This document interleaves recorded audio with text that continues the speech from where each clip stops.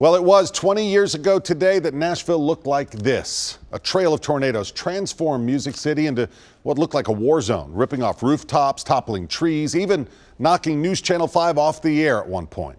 Tonight, we reflect on April 16, 1998, with the mayor of Nashville during that time, Phil Bredesen. News Channel 5's Jason Lamb brings us Bredesen's perspective.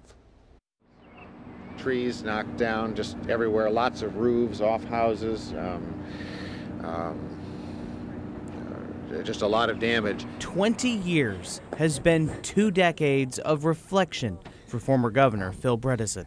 I was in the mayor's office and actually watched the storm coming. Bredesen was Nashville's mayor at the time, and he says he watched the storms pass behind bulletproof windows at City Hall. I watched it as it hit, and the trees out, I remember in the parking lot, were just suddenly bent over, and several of the cars that were parked there had the windows just popped out and shattered. So I knew at that point that something serious had happened. But Bredesen says he didn't get a full picture of just how serious the damage was until he stepped outside and looked up. When I turned around and looked back at the city, you could see windows missing in the skyscrapers from up high. I think that was the point at which I really realized something extraordinary had happened.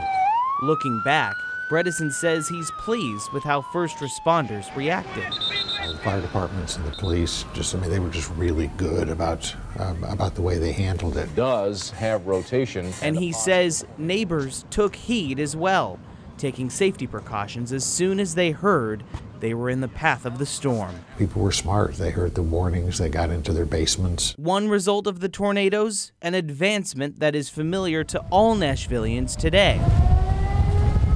The city installed outdoor warning sirens in 2002 so people in large outdoor areas could be alerted to a tornado's approach. But back then, with the tornado's fury so clear, after 2 decades of reflection, I think the overwhelming emotion here is just thanks. Bredesen says the death and destruction left behind could have been so much worse. I'm surprised and very gratified that there wasn't a lot more loss of life than there was. Jason Lamb, News Channel 5. Remarkable images. With Sky 5, we can really see what has changed since that day 20 years ago.